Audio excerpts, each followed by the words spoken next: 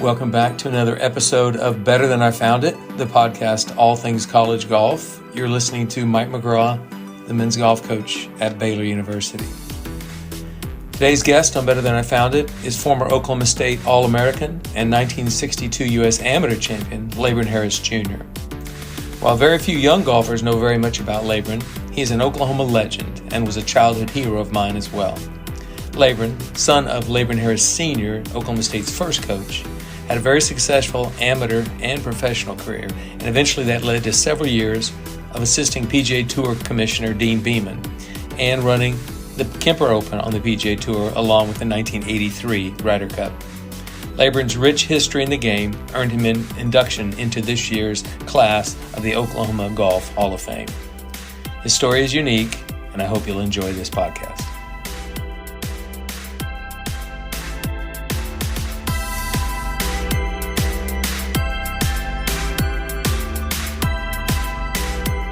All right, all you loyal Better Than I Found It listeners, I have a special guest today on Better Than I Found It. Let's all welcome Labron Harris Jr. to the podcast.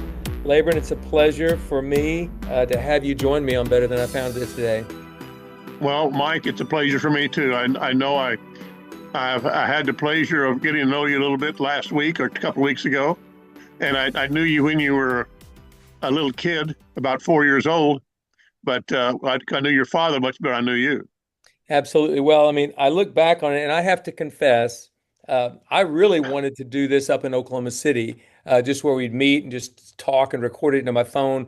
But I knew it was going to be too busy for both of us, and we just couldn't make it work. So I'm glad. But I must confess, you were a childhood hero of mine. I grew up in Ponca City, 40 miles north of Stillwater, and the OSU athletes meant a lot to me because I loved Oklahoma State University. I was a huge fan of your dad, Bob Dixon, Greer Jones, Mark Hayes, just all of the players, Jimmy Wright. So this is a big deal for me. I just want you to know that. Well, thank you. Absolutely. It was just an incredible honor to be put into the Oklahoma Golf Hall of Fame a couple of weeks ago. But with the class I went in with, for one, you were one of the guys I looked up to as a golf hero when I was a boy. Willie Wood was a good friend of mine. Duffy Martin was one of my dad's best friends, and Andrew McGee was probably the best player the University of Oklahoma ever had to that time. So it's a great honor to have gone in the Hall of Fame with you. I know you are excited to go in there since your dad is already in there. Well, yes, I was. My father went in much earlier, and they just finally. I didn't think I'd make it until I was gone. I thought I'd get it in after I died, but they snuck me in before then. Well, I will tell you that the committee said you were somebody that had been passed over. I don't know why or how, but it just happens. There's so many Well, I could tell you why, but it's not important. Okay, no worries. You're in. You are in. Well, I just the only regret I have is I didn't go in before my wife died. Yeah, I got you. Yeah. Well, I mean, Mary was a wonderful lady and obviously supported everything you did all through the years in the game of golf. Very, very much so. Yeah. So, Labron, it would be tough to tell your story without at least referring to or mentioning your dad, Labron Harris Sr.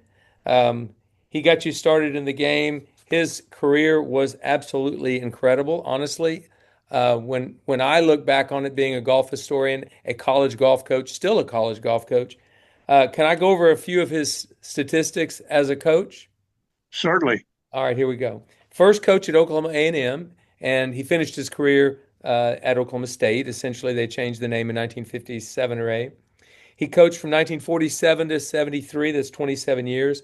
In those 27 years, 20 top 5 finishes at the national championships.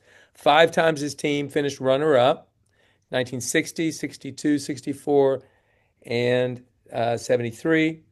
They won the national championship at Wichita Country Club in 1963.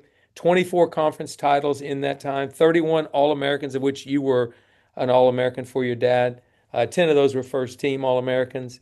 He built Lakeside Golf Course in the mid-1940s, built a golf course, he and his buddies. He went into the Oklahoma Golf Hall of Fame this fall, but in 1980, he was in the first class of the, I'm sorry, he went into the Oklahoma Golf Hall of Fame in 2015, but in 1980 went into the Golf Coaches Association Hall of Fame. I mean, that's an iconic, incredible career. What do you Well, think about it? do you realize that the Coach of the Year award is a Labron Harris Award, Yes. named it to my father, and I hope you won it once. If not, I, you're due for it. I won it in 2006 and 2009, and those are proudly displayed in my trophy Yeah. case. Well, anyway, but my father built a number of golf courses. By the way, he built Woodward and Cushing and I don't know what else, but he built Lakeside. Uh, he was hired by my wife's grandfather, Henry Bennett, Yep. and and Dean. I can't think of Dean. Somebody was the head of the School of Arts and Science. My father taught at Oklahoma State as well as coached, and he had. And you've missed one really good player. He had a guy named Bo Winnegar, Oh yeah. who Bo was. I know I was talking to a friend of mine yesterday, as a matter of fact, and he looked on Shell's Warren for World of Golf, and he had Bo Winnegar playing with Arnold Palmer and those guys. And Bo was approaching the end of his career, and he hit a wood out of a bunker Mm. about 5 feet of the hole on a par five. And Well, my friend was very, very excited about it. well, But Bo he was a Winnegar good man and a good guy. was a great player. He was a Native American, which I thought was incredible that your dad's first great player was a Native American, because Oklahoma Territory, Indian Territory, if you will. He won, I think, 6 times on the PGA Tour. So I didn't mention Well, it it because I would never have been got the to meet him. PGA. He would have been the PGA Tour then, Mike. The PGA. It wasn't the PGA Tour didn't happen until 67 or 8, and I was one of the first members of the PGA Tour, That's which when was the PGA Tour and the PGA of America split, correct? yeah. And it Yeah. was I want to say I'm not good with words. I can't pronounce them. Amicable. There was it was a friendly split. Leo Frazier was the head of the PGA, and he was a good friend of mine. And I was it just everything worked out. Yeah, it did. Well, we talk about your dad, and obviously he's the father of Oklahoma State golf. He started it. He literally built the golf course the team played on.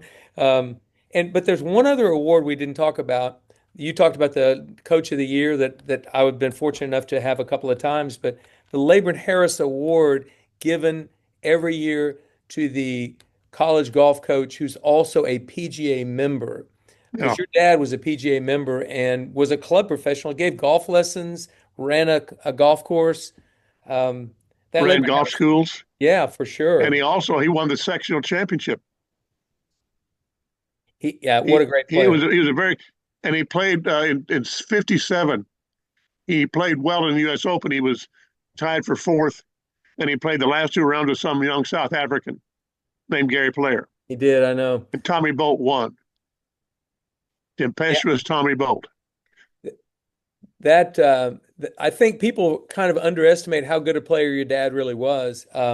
One, I remember him winning the Cherokee Strip Pro-Am, my dad's Pro-Am one year in Ponca City, but he also would play the guys on the team. He would put up a golf ball, a brand new Titleist golf ball, and the guys would have to put up a quarter. And Mike Holder said he was a senior in college before he ever beat Labron to get one of those golf balls. My father, he was very competitive, and I became competitive because of him, I'm sure. But that was the best thing he could do. He would anymore. I'm sure you recruit good players who have their own coaches. My father coached his players. He'd have people that couldn't play come in and become very good players because of him coaching. But the best thing he did, he instilled uh, a will to win, an ability to keep fighting, and that sort of thing. We had one player, and I won't mention his name. We called him Quick Quit because he hit 3 bad shots and he quit trying. My Hmm. father made a good player, and he played the tour, and has become a very highly respected teacher. And my father certainly had a lot of credit in that. Yeah, your dad was a great instructor. There's no doubt about it, and he did a great job of running a golf course. But to have built the golf course that you ran, that your college golf team played, I mean, it's a unique story. I don't know of any other coach. I mean, Mike Holder built and raised the money to build Karsten Creek, but Labron did it from ground up. He was a professor on campus who was hired to be the golf coach, and he built a golf course and coached there for 27 years. Yeah. Amazing. Well, he was. When was the golf course? It wasn't built till 47 because he 40, came to Stillwater in 41, and he coached the team. He had to coach it somewhere. they must have driven to Cushing, or they might have driven I don't to. know. I played the golf course when I was 2 or 3 years old, and I was born in 41. Mhm. So somehow our facts are going against each other. I think it was built earlier because I used to walk around my mother and father.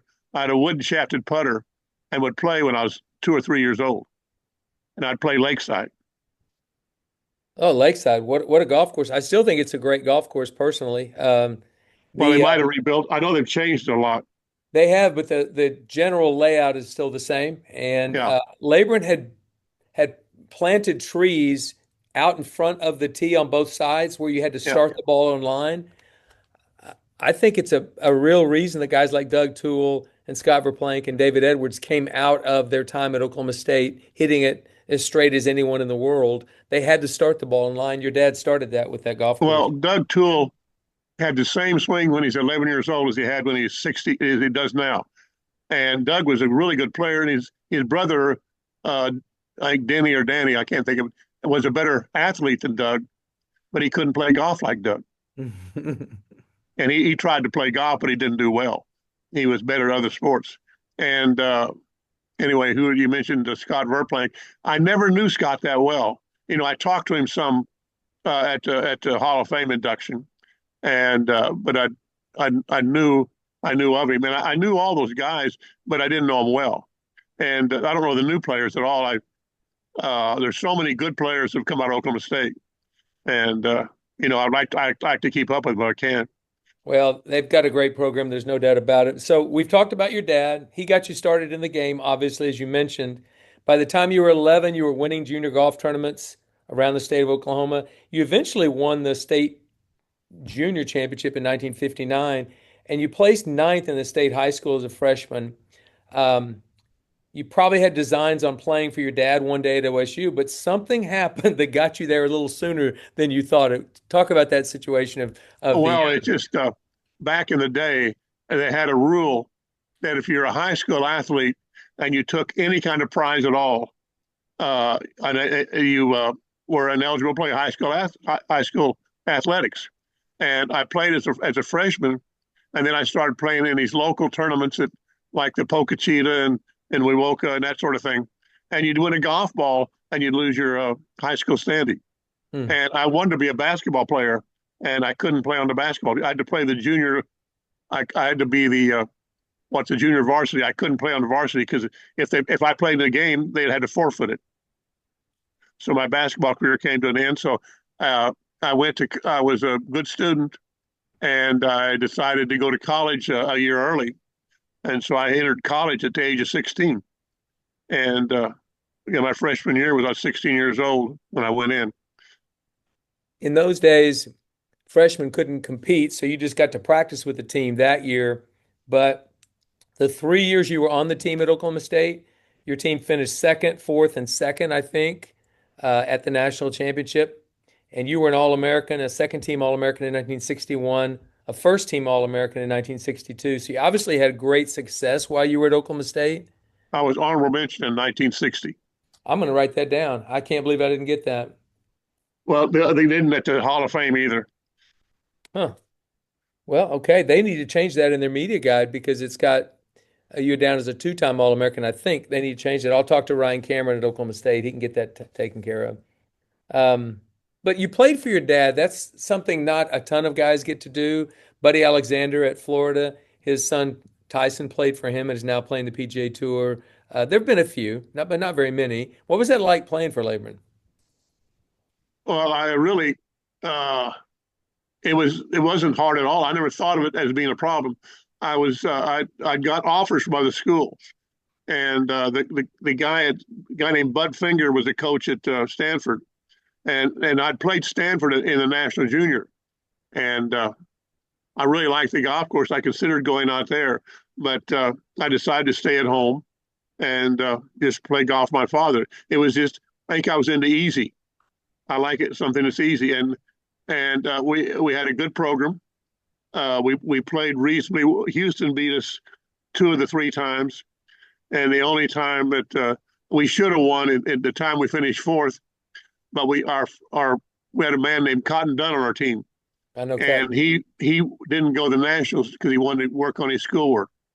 And if he had gone, we'd have won.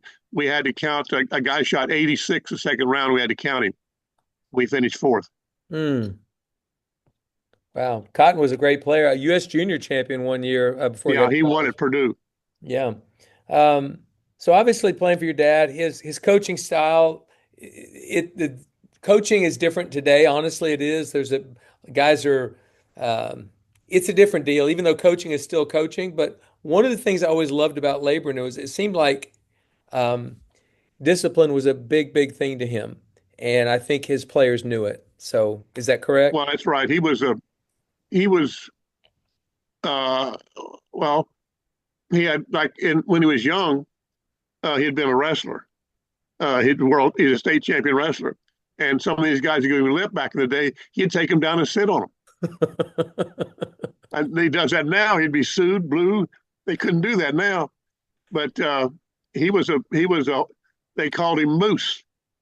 They called him Moose for a reason, because he was a tough man, and he was very big on discipline, and he was big on. But he was the biggest thing I remember is his ability to instill the will to win in somebody, and to make them really sacrifice to win, and that's what he did. And I know we had Mark Hayes was a Stillwater boy, and he had a brother too that played golf. But Mark wanted it. My father encouraged him, and he made him into a great player. I mean, I think my father contributed greatly to that, and that's something that now the coaches like yourself. I mean, like we talked that I don't. You don't. A lot of these players have their own instructors, and they've developed their game by the time they've got to college. They've been told they're good for 5 years, and they believe it. Well, our job too is to teach them. Maybe you've got to get a little bit better if you want to play at another level as well. Well, but I don't know how much coaching do you change, or do you work with them on their swing, or do you?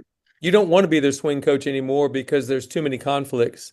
Yeah. Uh, you want to teach them to manage their time better, maybe course management, how to handle school better, be a good person, be disciplined, work harder, stay in shape. But working with their golf swing, you don't want to be that too much. You don't want to have Well, too I much. know that course management has to be the most important thing. If you can teach that, you're way ahead of the game, because most of these guys can hit it. There's so many people that can really play well, but they haven't got the belly for playing. They don't they can't their course management is bad, and if they can't stand the pressure. And I think that's the thing that a coach can help with, because they show them how to manage their game, and they do that. Uh, I watch all these guys and the way they putt or hit shot. They have a procedure. In my day, we didn't. Hmm. We just it's our turn. We hit it, and now the procedure takes away a lot of the fear out of you, because you're doing your procedure instead of being afraid of the shot. Absolutely. Absolutely. Well, so you got to play for your dad. We'll get into your pro career here in a minute. I want to, before I miss on this, I don't want to miss on this. I was 13 and the NCAA championship was being hosted at Stillwater Country Club, and it would literally be Labron's last day of coaching. Yeah, It, that's what he planned it. yeah, he planned Because it. that why he got the tournament there for his last year, He because did. he wasn't 65 yet. Well, the 73 NCAA, in my opinion, had the largest crowds in the history of the NCAA. It'll never even be close. They'll never approach that ever Yeah, again. You were there, weren't you, for his last tournament? I saw it. There's a Stillwater Country Club, which I played rarely. I didn't play that often, but it was a good golf course, and I remember watching. I think it was the guy for Florida. There was Koch and the other guy, Andy Bean. Right. And Andy Bean, he was a really good player, and so was Gary Koch. So they had an event. They had two really good players, And the best thing about it was medal play. They didn't do this match play stuff where anybody can win.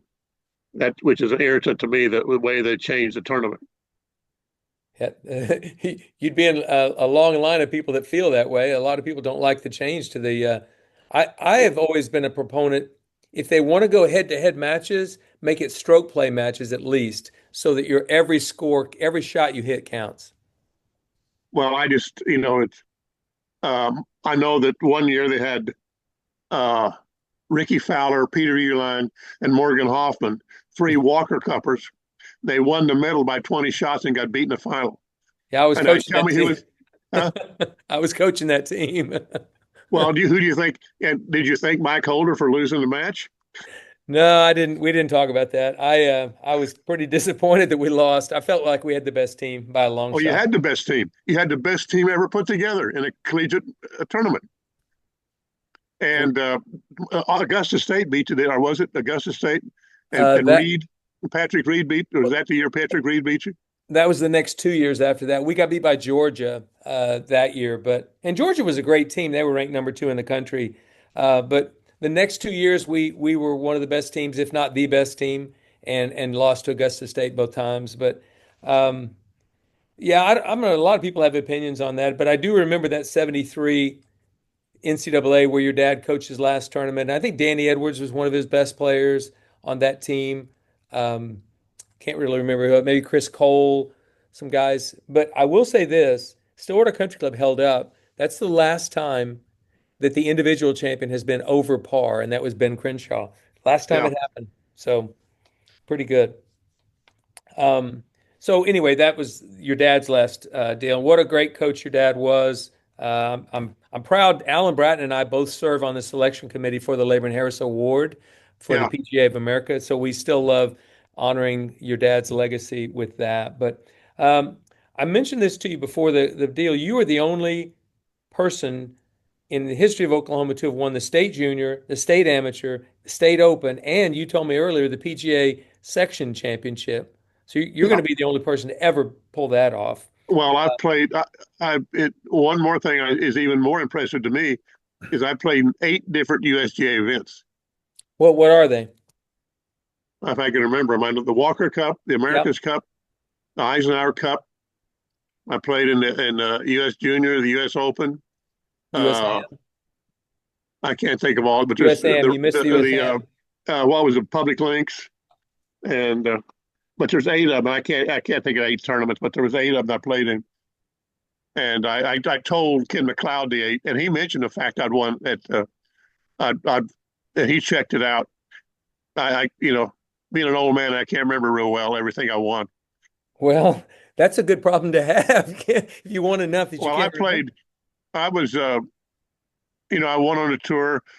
I won the U.S. Amateur. I won a lot of events. I won the Western Junior when I was. It was really interesting. We were playing the NCAA at Colorado Springs and I played the Western Junior. I finished the day before the tournament started at Broadmoor, and I won it 10-8 the tournament.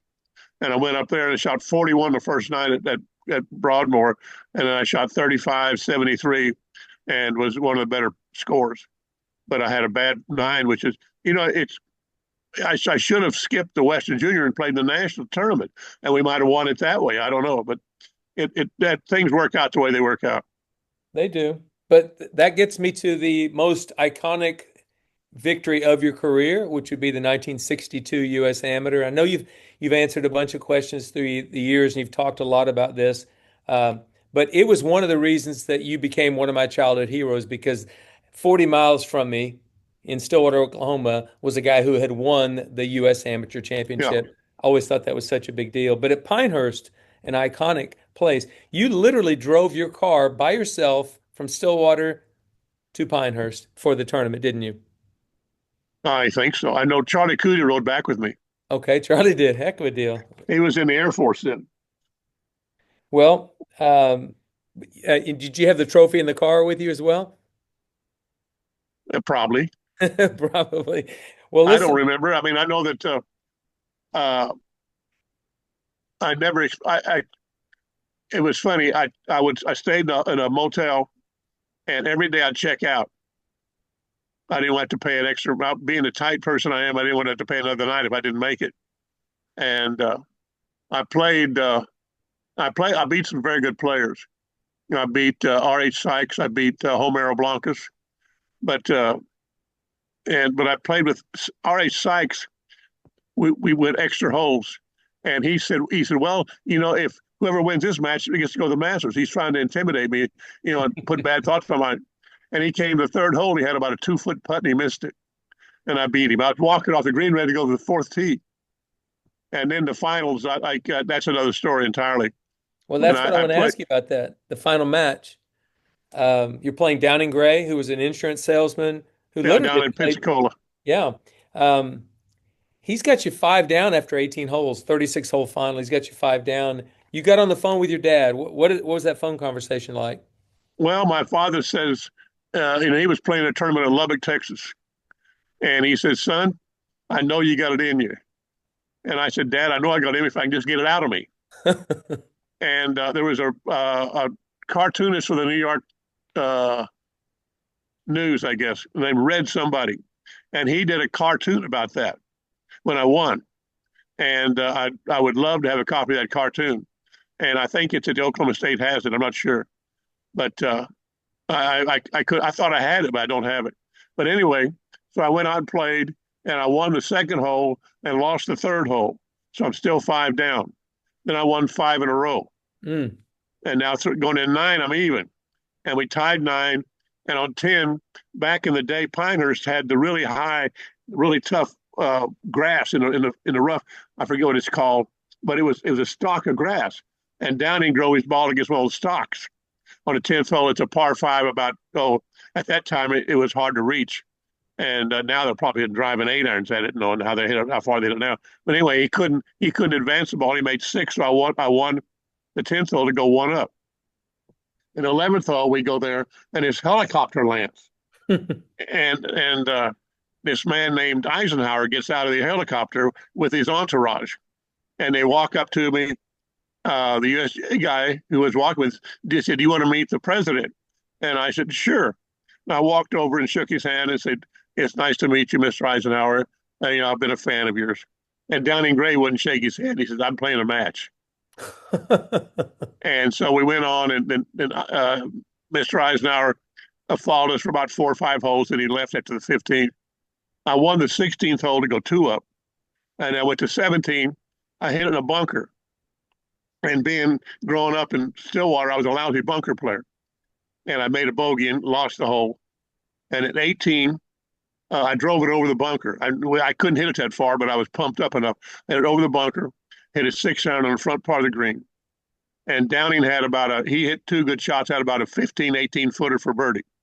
I put it up about 2.5 feet from it, and Downing left it short. Mm. And I made it and won. And there's a famous picture of me with my arms. If you go online, you see a picture of me with my arms extended. That's when I won. And I have a plaque on at the club I play at. They have a plaque up there with my picture on it.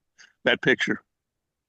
Yeah, that's an iconic picture as far as I'm concerned, because I remember that picture from a boy. I did see this week for the first time I saw a photo of you with the trophy.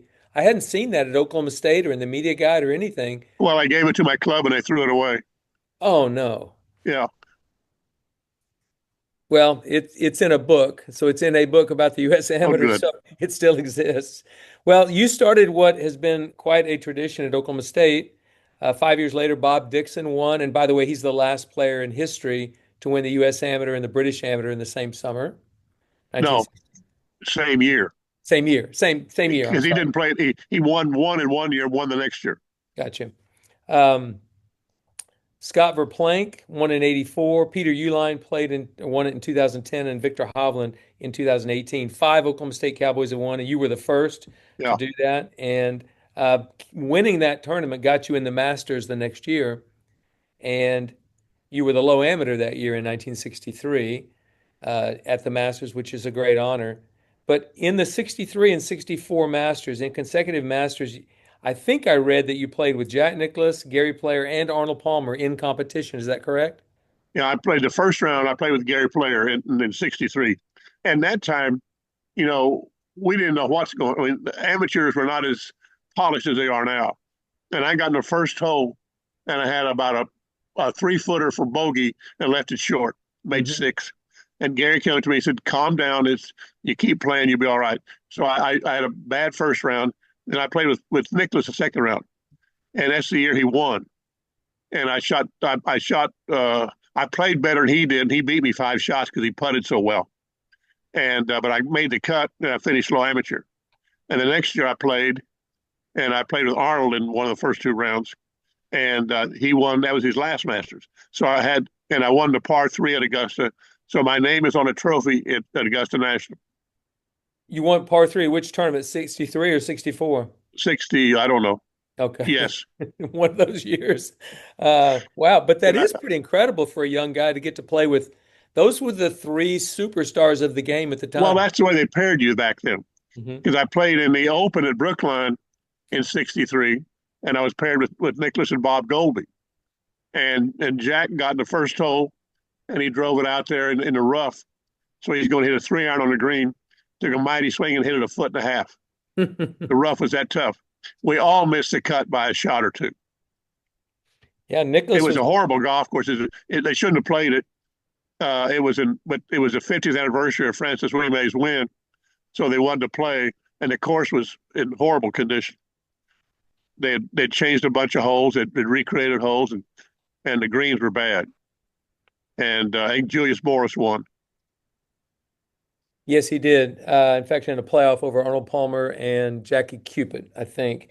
So you turned pro the next year in '64, and you just played a few events or you played 19 events that year.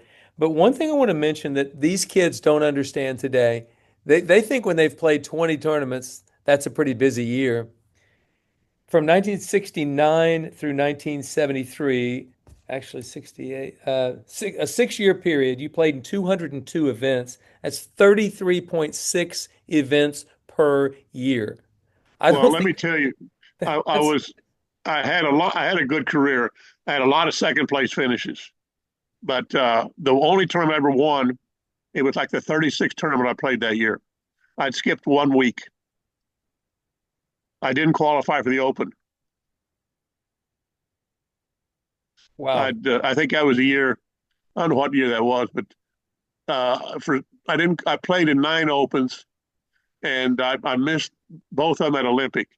And the second one I missed for some reason. I think I'd finished 3rd at Charlotte, and I went out and I shot. I was well in at the 27 holes. I was in good shape, and I shot like 42 the last night. I just ran out of gas and missed a shot. I mean, that's incredible. But this stretch of playing 33, 30, 34, 37, 35, and 33 events, you were a journeyman. You love a road Well, warrior. everybody had to. There's no money. Yep.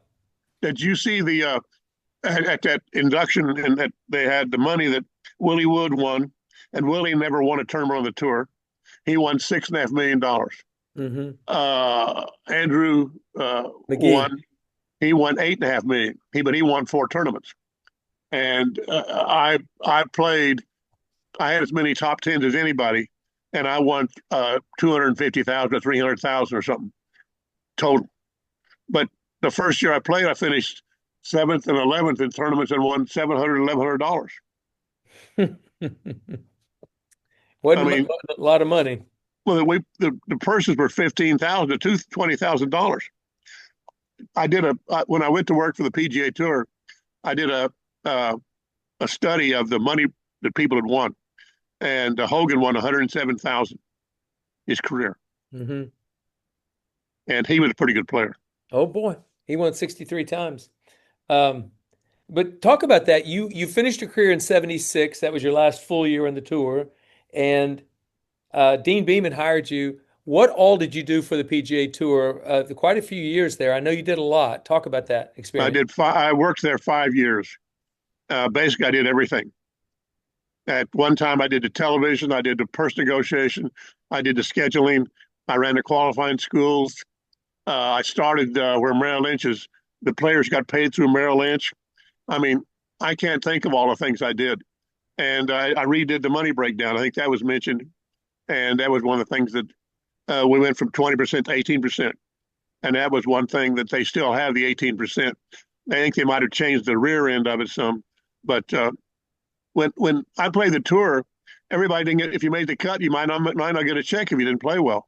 Because one time I had a real attack of pleurisy I was playing fairly well at Weathersfield at whatever the tournament was called in Connecticut, and it was an easy golf course, and I couldn't move, but I wanted to get a check, so I played, and I shot 77 and missed the money a shot, but I couldn't swing at it.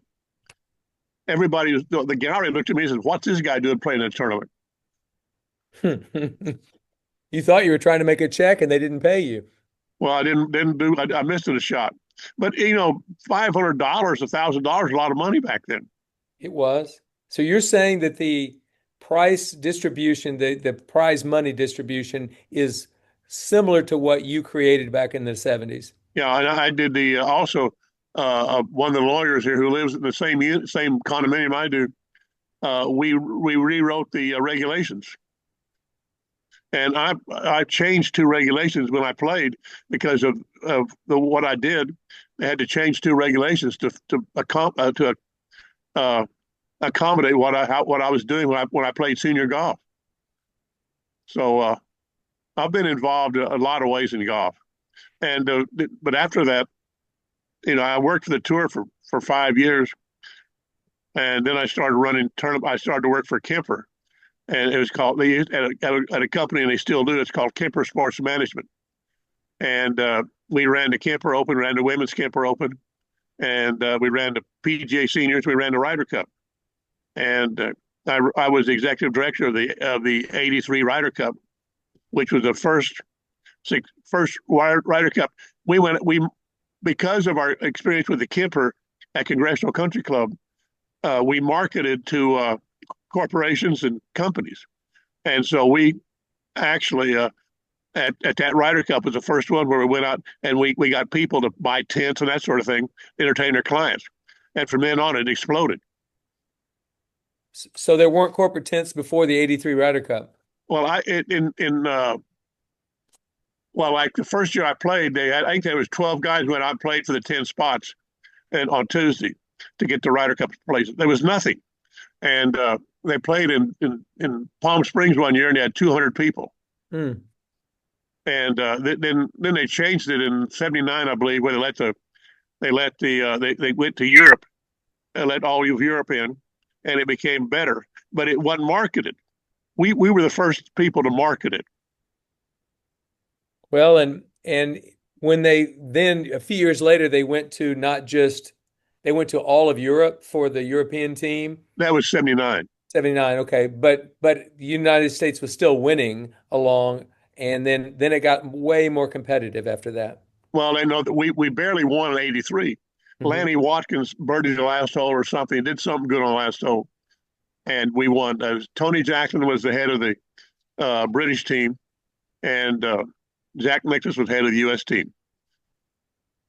I knew Tony. I knew Tony. I'd known him 25 years. He came over when we were playing one time in Palm Desert in a little tournament. He and another guy, Peter somebody. Well, the Peter somebody was a good player. Tony was nothing. He couldn't play. And everyone was after this other guy. And then Tony Jackson, it became a Hall of Fame player. Times changed. And yeah, it definitely has changed. But on your team that year, that you weren't the captain, but you were running the Ryder Cup, it was Ben Crenshaw, Ray Floyd, Jay Haas, Tom Kite, Bob Gilder, Gil Morgan, Calvin Peete, Craig Stadler, Curtis Strange, Lanny Watkins, Tom Watson, and Fuzzy Zeller. That's a pretty good team right there.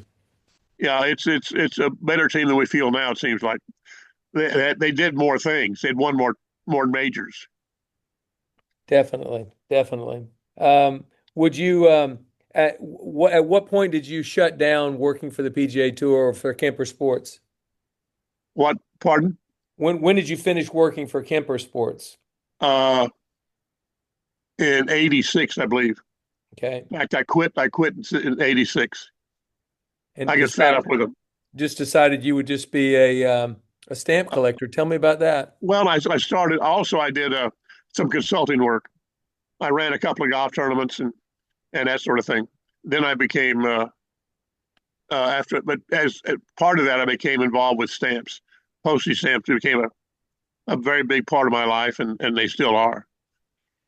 It was a childhood hobby that turned into an adulthood. Like, this is a passion for you. Talk about what that looks like. I know you still are involved in it heavily. Well, when I collected stamps till I was about 10 years old, and then I sold my collection. Like my father, I sold it to a guy in town. I think my father financed the sale. I think he put the money up, and it wasn't much money.